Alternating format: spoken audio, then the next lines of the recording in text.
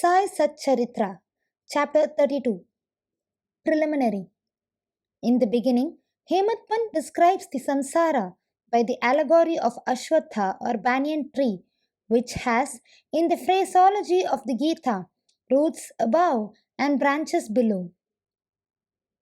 Its branches are spread downwards and upwards and are nourished by the gunas or qualities, and its sprouts are the object of the senses. Its roots leading to actions are extended downwards to this world of men. Its form cannot be known in this world, nor its end, its beginning, nor its support. Cutting this Ashwatha tree of strong roots with the sharp weapon of non-attachment, one should seek the path beyond, treading which there is no return. For traversing this path, the help of a good guide or guru is absolutely necessary. However learned a man may be, or however deep his study of Vedas and Vedangas, the sacred literature may be, he cannot go to his destination safely. If the guide be there to help him and show him the right way, he would avoid the pitfalls and the wild beasts on the journey, and everything will be smooth sailing. Baba's experience in this matter, the story which he gave out himself, is really wonderful, which, when attended to, will give you faith, devotion, and salvation. The quest. Once, 4 of us were studying religious scriptures and other books, and being thus enlightened, we began to discuss the nature of the Brahman. One of us said that we should raise the self by the self and not depend on others. To this, the second replied that he who controls his mind is blessed.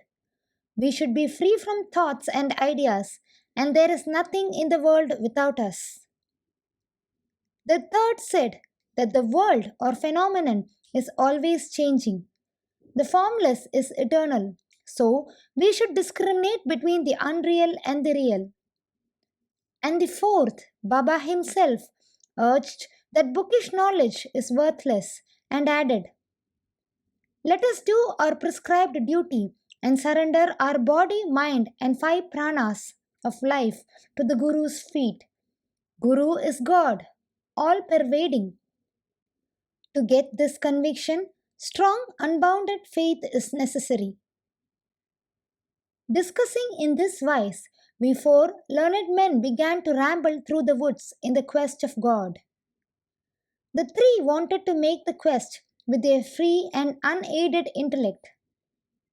On the way, a Vanjari, a man who trades in certain things such as grain, etc., by carrying them on a bullock, met us and asked us, "It is hot now.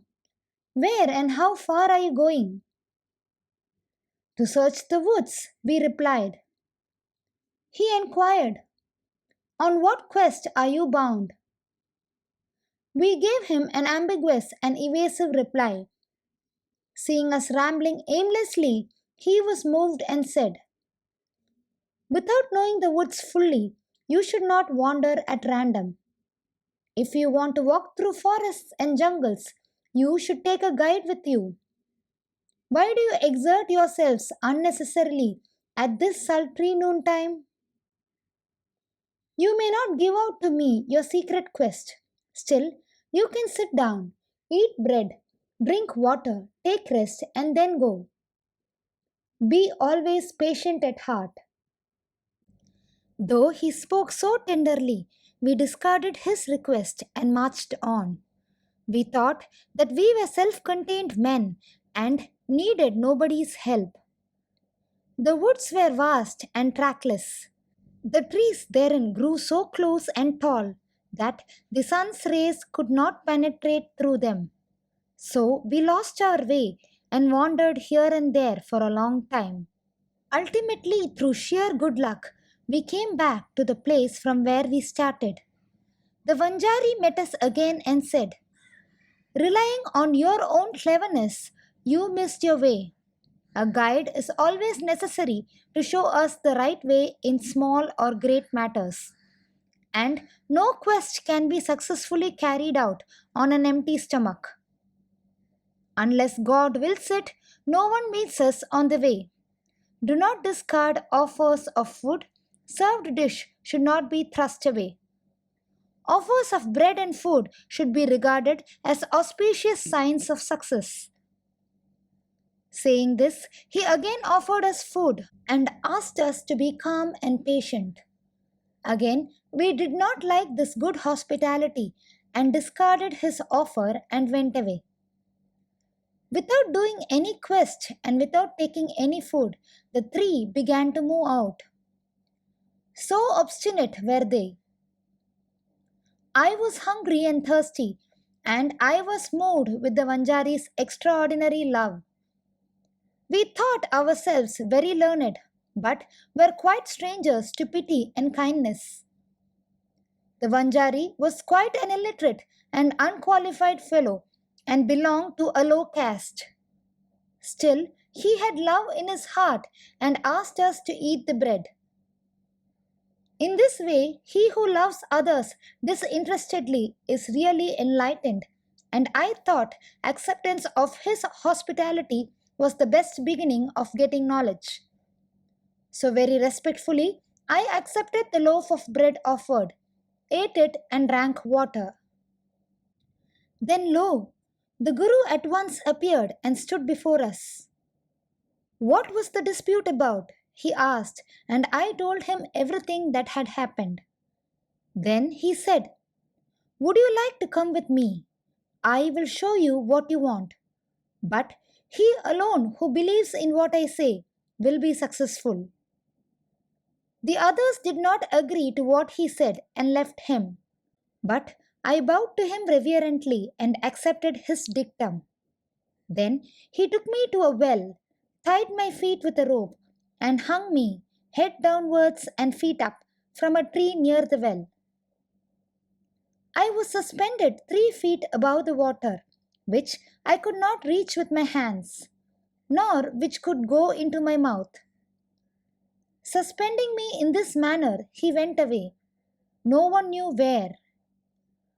After 10 or 12 ghatakas, that is 4 or 5 hours, he returned and taking me out quickly asked me how I fared.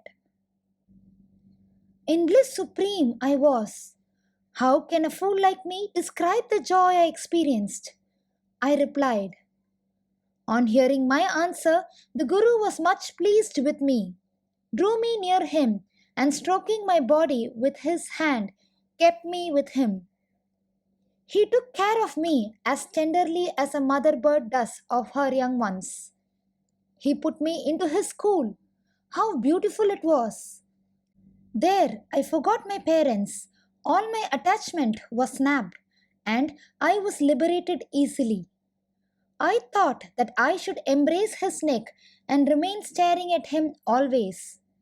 If his image were not fixed in my pupils, I would like better to be blind. Such was the school. No one who entered it once could return empty-handed. My Guru became my all in all, my home and property, mother and father, everything. All my senses left their places and concentrated themselves in my eyes, and my sight was centered on him. Thus was my Guru the sole object of my meditation, and I was conscious of none else. While meditating on him, my mind and intellect were stunned, and I had thus to keep quiet and bow to him in silence. There are other schools where you see an altogether different spectacle. The disciples go there to seek knowledge and spend their money, time, and labor, but ultimately they have to repent. The Guru there boasts of his secret knowledge and his straightforwardness. He makes a show of his sacredness and holiness, but he is not tender at heart. He speaks a lot and sings his own glory, but his own words do not touch the disciples' heart, and they are not convinced. So far as self-realization is concerned, he has none. How can such schools be of any use to the disciples and how can they be benefited? The master or guru mentioned above was of different type. By his grace, realization flashed upon me of itself, without effort or study. I had not to seek anything, but everything became clear to me as broad daylight. The Guru alone knows how the topsy turvy suspension, with head down and feet up, can give happiness. Among the four, one was Karmata or ritualistic, who only knew how to observe and abstain from certain rites.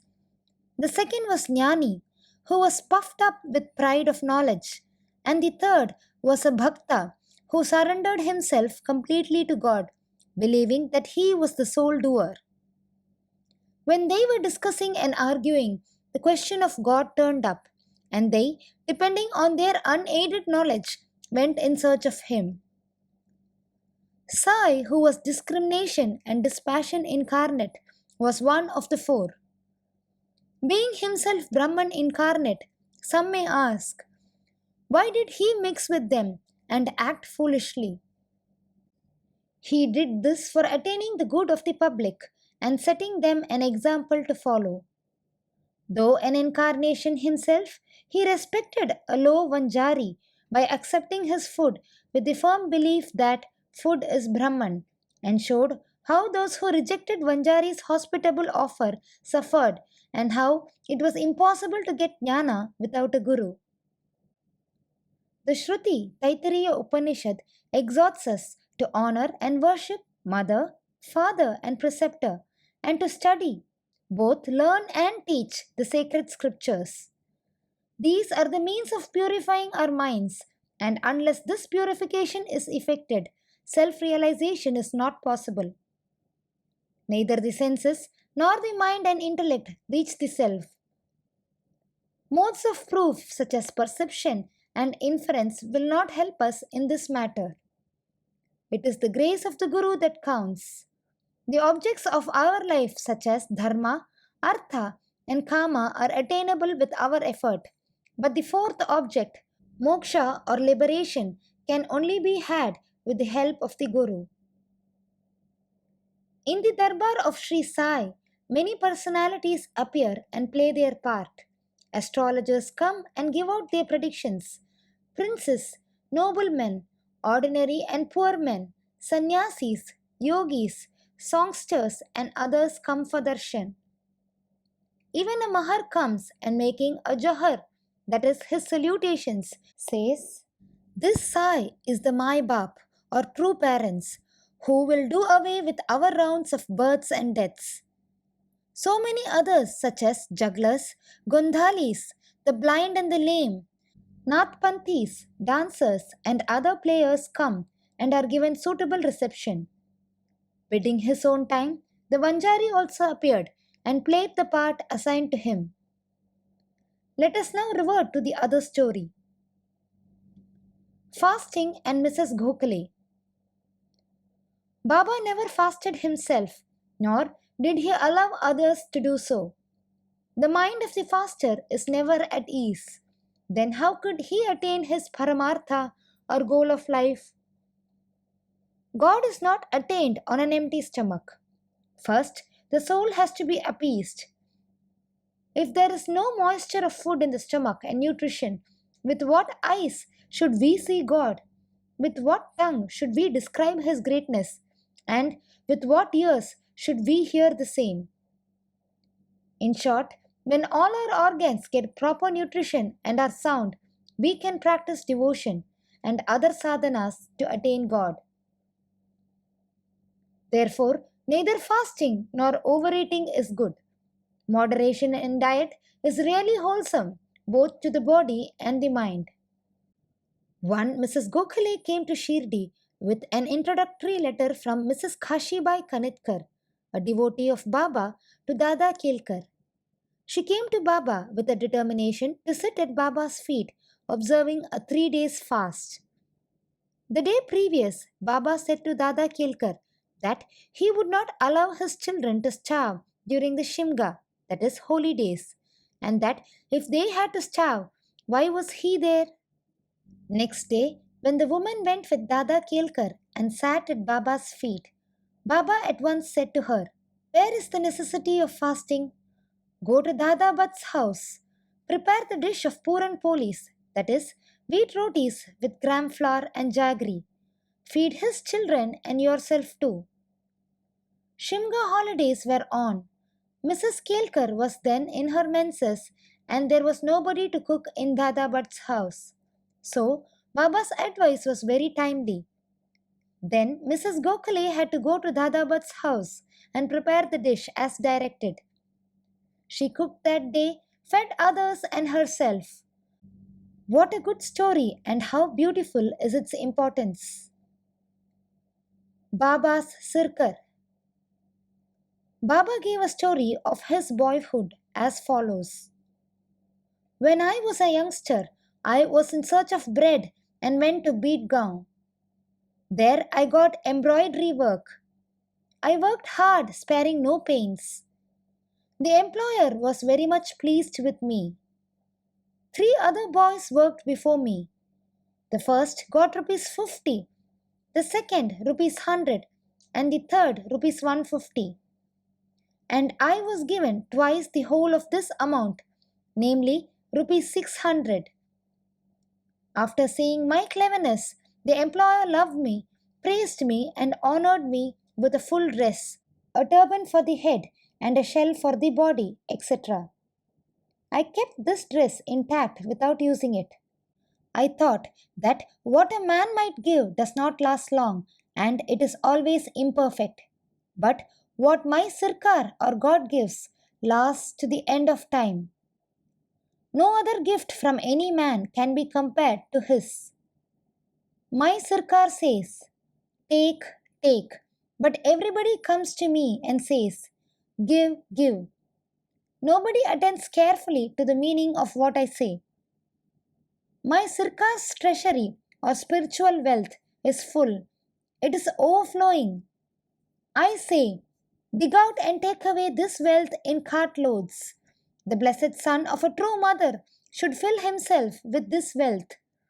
The skill of my fakir, the leela of my Bhagwan, the aptitude of my Sirkar is quite unique. What about me? The body or earth will mix with earth, breath with air. This time won't come again. I go somewhere, sit somewhere. The hard Maya troubles me much.